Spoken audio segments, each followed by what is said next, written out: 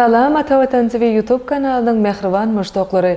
Hormatly tomaşaçylarymyz, Atavatan TV'de saýlanan habarlar.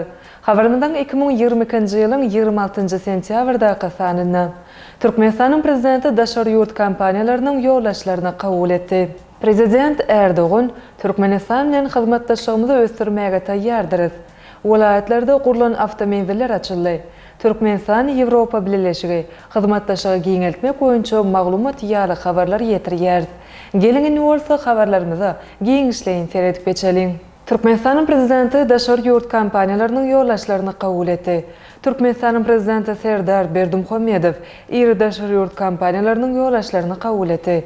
Hormatly prezidentimiz Buyuk kampaniýalar topardyň baş direktori Martin Buyuk, Vinci Construction Grand Projects Fransuz kampaniýasynyň ýollaşçysy Patrick Kadri, Kifal kampaniýasynyň ýollaşçysy Gilles Remy hem-de Dragon Oil kampaniýasynyň ýerni ýetirji direktori Ali Rashid Aljarwa bilen duşdy.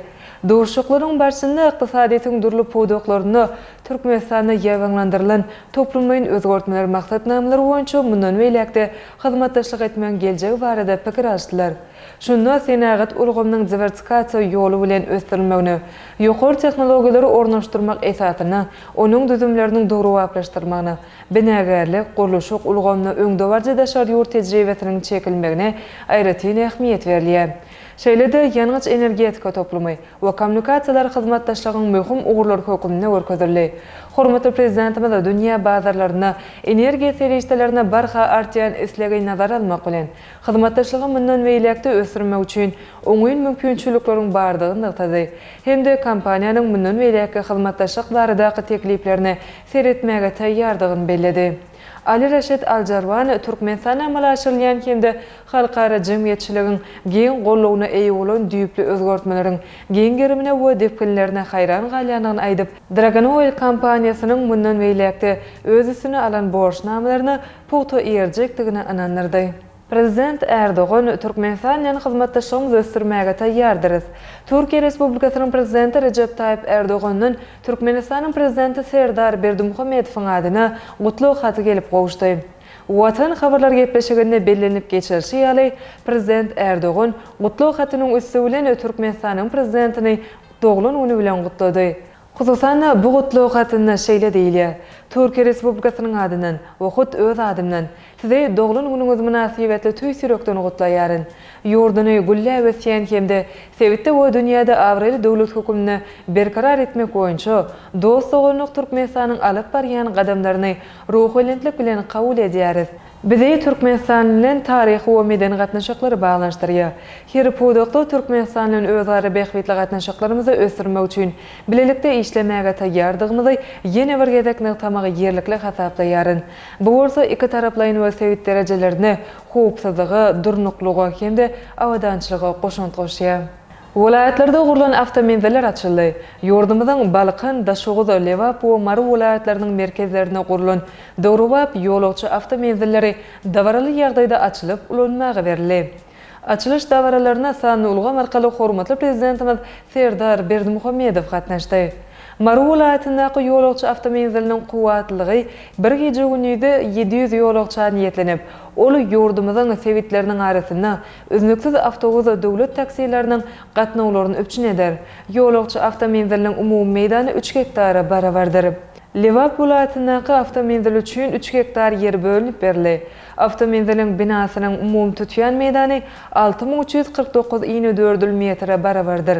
2 gatdan ibaret binanyň umumy beýikligi taslama laýyklykda 17,13, uzaýlygy bolsa 60,13, eni hem 60,13 metre barabar bolýar. Ýolagçy avtomobilleriniň täsini gurulşyk dizaýny, hususy telekeçilerimiziň bu podokda toplan tejribesiniň ören kemil we dogry wagtygyny görkezýär. Deshanyň binalary häzirki zaman uly kommunikasiýa deshalarynyň edilýän talaplara dogry laýyk gelýär.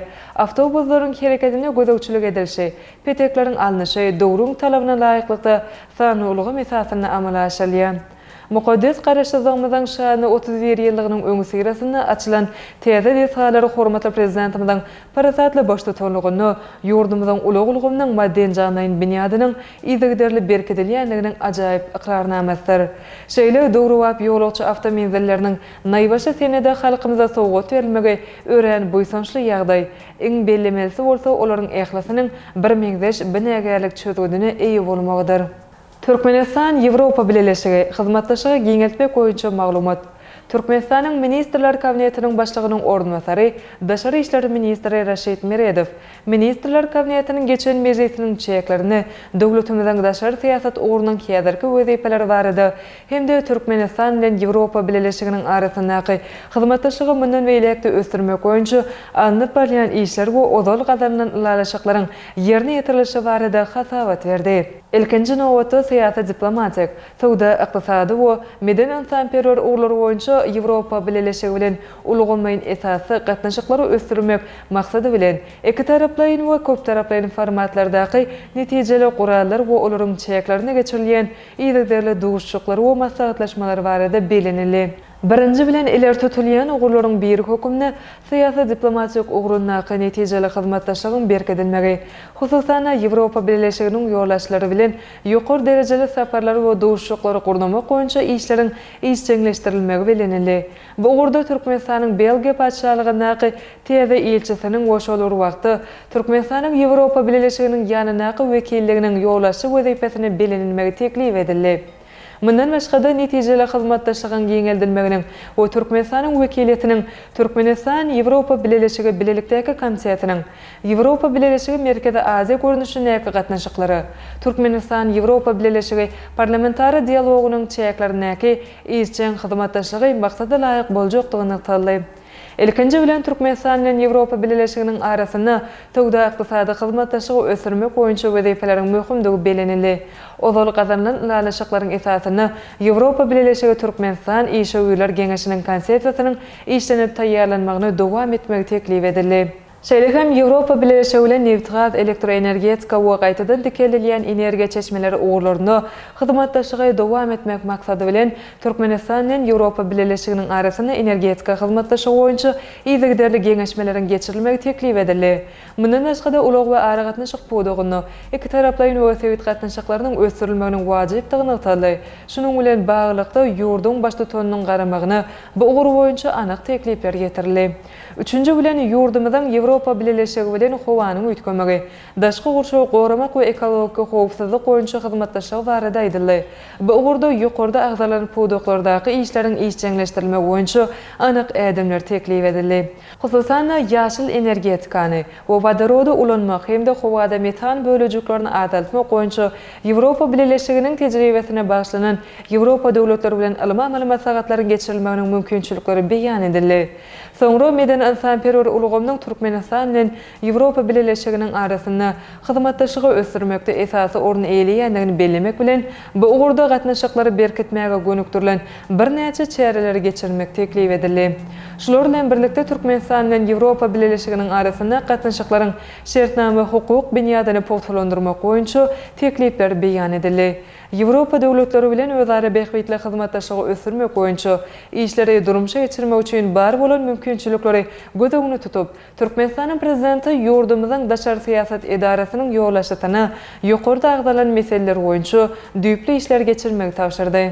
Ine mehriban müştaklar, Ata Vatan TV'de saýlanan habarlar gepleşigimiziň şu günkü sanynda size ýetirmek isleýän habarlarymyz oşlardan ibaret. Hormatly tamaşaçylarymyz, şeýle hem halyk maslahatynyň başlygy Ýaponiýa iş saparyny amala aşyrýar. Russiýanyň Ural transportynyň Türkmenistandaky ilkinji çykyşy, KAMAZyň täze hyzmat ediş merkezleri açyldy. Sany ter ulgamynyň ornaşdyrylyşy boýunça tejribe dowuşçugy, uçur keraseni, polietilen we texnik kukurt eslegden peýdalandy. Tenis dünýäsiniň ägirdi karýerasyny tamamlady ýaly habarlary Ata Vatan Türkmenistan.com saýtymyzdan giňişleýin okap bilersiňiz. Mehriban müştaklar, egerde biziň saýtymyza ýeňilikli ýol bilen girmek isleýän bolsaňyz, onu Google Play Marketden Ata Vatan Türkmenistan prilajenýasyny töleksiz ýuklap alyp bilersiňiz. Gepleşigimizden eneki sanlaryna görüşýänçe hoşta bolun.